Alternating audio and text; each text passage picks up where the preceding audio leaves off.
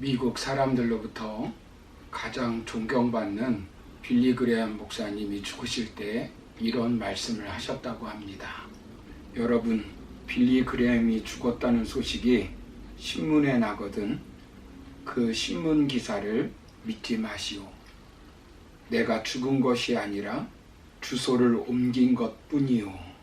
왜 죽음을 끝으로 받아들이지 않고 또 다른 시작으로 받아들이는 것입니까? 그것은 예수님의 부활을 믿기 때문입니다. 예수님의 부활을 믿었던 신라권의 저자 밀턴은 죽음은 영원한 하나님 나라 궁전의 문을 여는 열쇠다라고 말했다고 합니다. 성경은 우리가 누누이 부활할 것을 말씀하고 있습니다. 예수님께서 부활의 첫 열매가 되어 주셨습니다. 예수님이 부활하신 것처럼 예수님을 믿는 자녀들도 부활할 것을 말씀하고 있는 것입니다. 그렇다면 우리가 부활을 믿는 성도라면 어떻게 살아야겠습니까? 먼저는 어떤 일을 당하여도 신앙이 흔들리지 않고 더욱 견고해져야 합니다. 본문 50절을 보시면 그러므로 내 사랑하는 형제들아 견실하며 흔들리지 말고 항상 주의 일에 더욱 힘쓰는 자들이 되라. 이는 너희 수고가 주 안에서 헛되지 않은 줄 알미라 라고 말씀합니다. 여기 그러므로 라고 하는 말은 부활을 말씀하시면서 예수님의 부활이 확실하고 우리의 부활이 확실하니 이렇게 살아야 한다라고 교훈하고 있는 것입니다. 고린도전서 15장은 부활장이라고 말합니다. 우리가 읽은 본문의 말씀은 부활장의 결론의 말씀입니다. 고린도시는 타락한 도시였습니다. 고린도 교회 내에 파당의 문제가 있었습니다. 우상 숭배의 문제가 있었습니다. 도덕적 타락, 음식, 제사, 부활에 대한 잘못된 사상이 있었습니다. 무엇보다 1세기 교회가 그렇듯이 예수님 믿는다는 이유 때문에 많은 핍박과 고난이 있었습니다.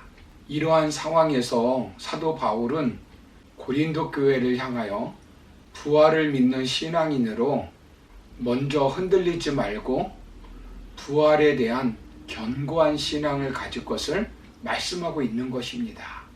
아무리 어려운 고난을 당한다 할지라도 그것으로 인하여 신앙이 흔들리거나 떨어지는 것이 아니라 그 고난의 과정을 통하여 더욱 믿음이 견실하고 부활신앙으로 더욱 성숙해져 가야 하는 것입니다. 하나님으로부터 칭찬받는 신앙의 인물들을 보십시오. 그들에게 고난이 없었던 것이 아닙니다. 그 고난 가운데 신앙이 더욱 성숙하며 하나님을 더욱 의지하였습니다. 여러분, 넘어지는 법을 배운 사람은 넘어지는 것을 두려워하지 않습니다.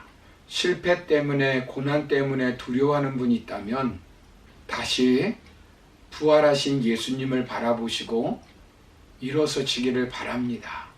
실패하였다 할지라도 훌훌 털어버리고 예수님을 믿고 달려가시기를 바랍니다. 자전거를 배울 때 넘어지지 않고 배우는 사람은 없습니다. 신앙생활도 마찬가지입니다. 고난이 있을 때 넘어지기도 합니다. 그러나 그때마다 예수님을 바라보고 다시 일어날 때 우리의 믿음은 더욱 견고해질 것이고 주님께서 우리의 믿음을 칭찬하실 것입니다. 그러므로 어떤 고난이 있다 할지라도 흔들리지 말고 우리의 믿음이 더욱 부활신앙으로 견고히 서가시기를 주의 이름으로 축원합니다. 두 번째는 부활을 믿는 성도라면 항상 주의 일에 힘써야 합니다. 사람들은 흔히 죽음을 끝이라고 말합니다. 그러나 성경은 죽음이 끝이 아니라 시작이라고 말씀하고 있습니다. 어머니 뱃속에 있는 아이가 세상에 태어나면 그것이 끝이 아닙니다. 모태의 삶은 끝이지만 새로운 세상에서 시작을 해야 합니다. 죽음도 마찬가지입니다.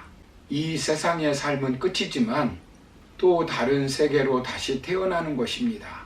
벌레가 고치가 되고 고치가 나비가 되는 것처럼 우리의 인생은 죽음을 통하여 새롭게 태어나는 것입니다. 반드시 죽음 후에 부활이 있습니다. 죽음 후에 천국이 있습니다. 이 사실을 믿는다면 우리의 인생의 목표는 달라지는 것입니다. 이제 우리는 죽음으로 인하여 끝나는 일에 얽매이지 말고 죽음 후에 부활로 이어지는 세계를 바라보며 살아가는 성도님들이 되기를 소망합니다. 그렇다면 그것이 무엇이겠습니까? 주의 일입니다.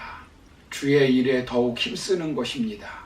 고난당한다고 주의 일을 포기하는 것이 아니라 더욱 주의 일에 힘쓰는 자가 되어야 합니다. 부활을 확신한 사도 바울을 보십시오.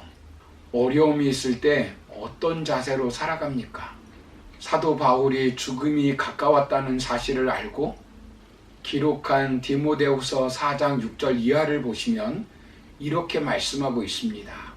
전제와 같이 내가 벌써 부어지고 나의 떠날 시각이 가까웠도다.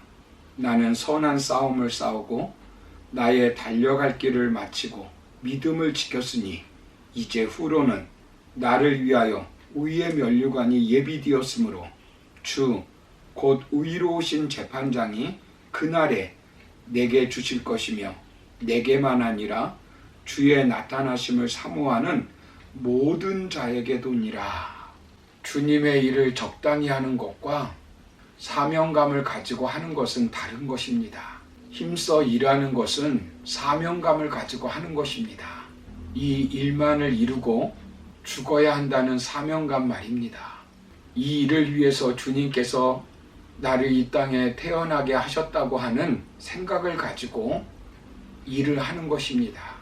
그러므로 우리도 사도 바울처럼 하나님이 주신 사명 감당하기를 주의 이름으로 축원합니다.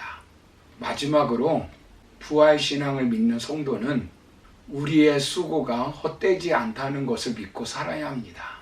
본문 14절 15절을 보시면 그리스도께서 만일 다시 살아나지 못하셨으면 우리가 전파하는 것도 헛것이요 또 너희 믿음도 헛것이며 또 우리가 하나님의 거짓 증인으로 발견되리니 우리가 하나님이 그리스도를 다시 살리셨다고 증언하셨음이라. 만일 죽은 자가 다시 살아나는 일이 없으면 하나님이 그리스도를 다시 살리지 아니하셨으리라 라고 말씀합니다.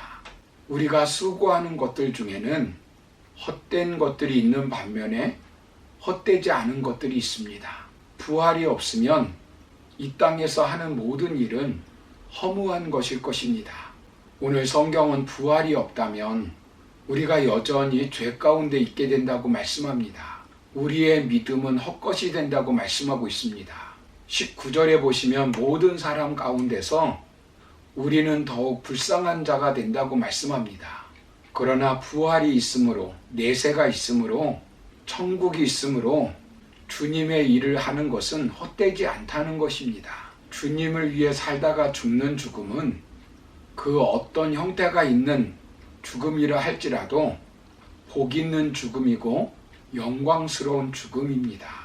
우리가 교회에서, 가정에서, 직장에서 주님의 이름으로 수고하는 모든 것은 헛되지 않습니다. 주님은 우리에게 면류관을 약속하고 있습니다.